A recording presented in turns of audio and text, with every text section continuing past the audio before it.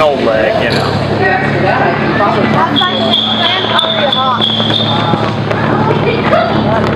Oh, where's somebody to catch it? Bring it right in here, buddy. I got some weight on it. Whoa! Nice job.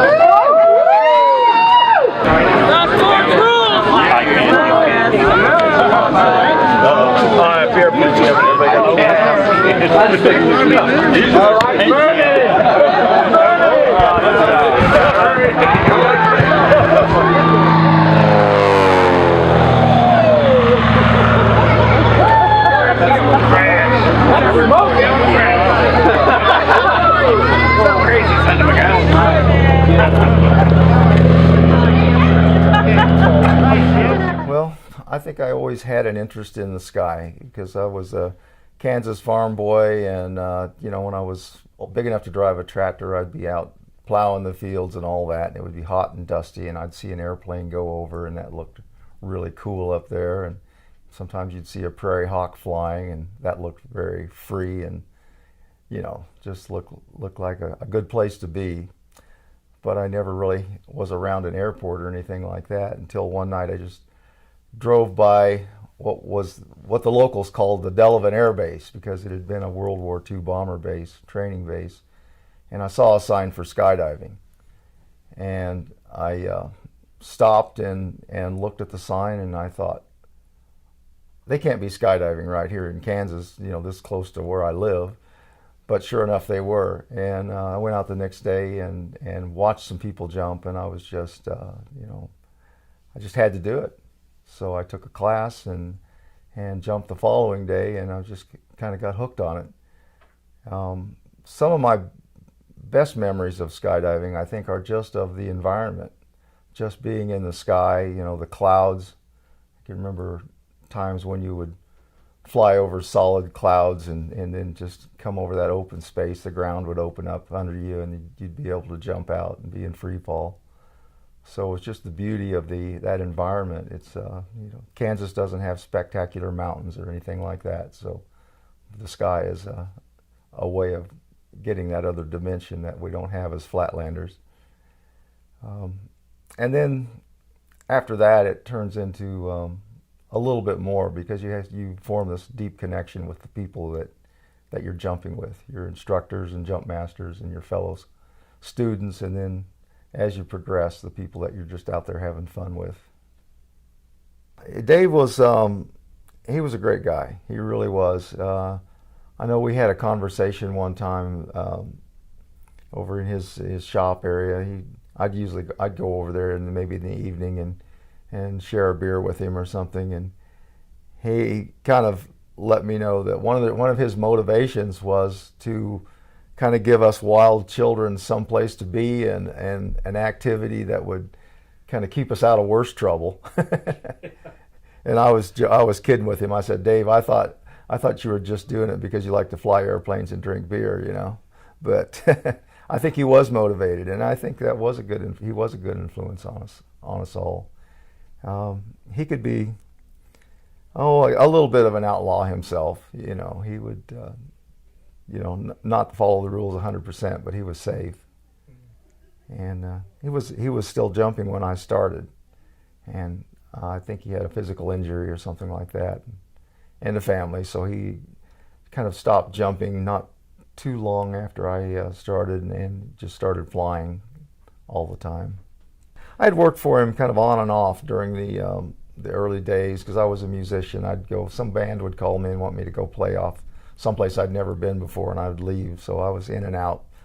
But in 1977, he was looking for a new manager, and he offered me a job, and so I took it.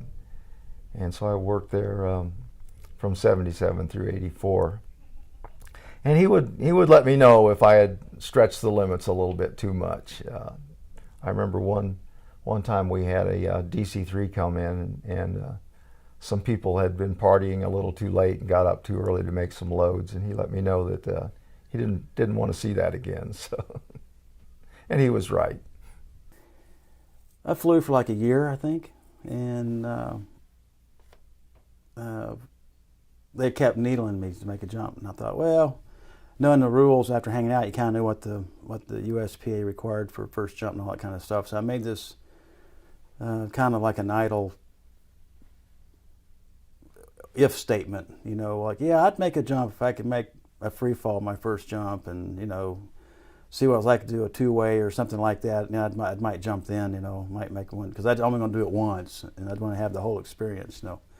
And I knew they wouldn't do that, you know, because that was totally against the, you know, the USPA doctrine, you know. So about 6 months later, Dale and a couple other guys came up to me and goes, "You need to get in the classroom." I'm going like, "What for?" "You're going to make your first jump." And I said, "Well, yeah, I told you what my requirements were, you know." And they said, yeah, we know. Come on. So apparently a couple of them, he and Bob Wheaton and Alan Nicholson, had been practicing a procedure to take a WFO off the strut in a fashion where they felt they could control the situation, you know. And so I made my first jump. It was a kind of a cold day. I think John Janesta was on that same load, and another fellow by the name of Dwayne. I don't remember his last name, but they went out to lower altitudes, and we went up to like 13.5, and I got out on the strut facing backwards, and Dale got in what would be known as student position and grabbed my jumpsuit a certain way, and Bob Wheaton was in the door, and then Alan Nicholson was right behind him. And so, you know, basically it was 1, 2, 3, go, and I went off in or Dale went off in a standard student position and literally peeled me off the strut. And when it did, I laid out perfectly, and so we had this two-way on my first jump, and then Bob Wheaton closed third. So that was like accelerated free fall before accelerated free fall, you know. And then Alan's kind of laid out to the side like 20 or 30 feet, you know. And then Dad and I moved to Texas for a little while, and then we moved back to Kansas. And when we moved back that time, we moved into the loft. And at that time, we were on the wing that would have been over the entrance door, because David Herdlicka was still living in Space Hippie's old place, you know. And then David decided to move back into Wichita, and so I took Space Hippie's old place over, and then added a couple of rooms to it, you know, and kind of expanded the living facility up there, you know, and it was a very unique time in that whole deal.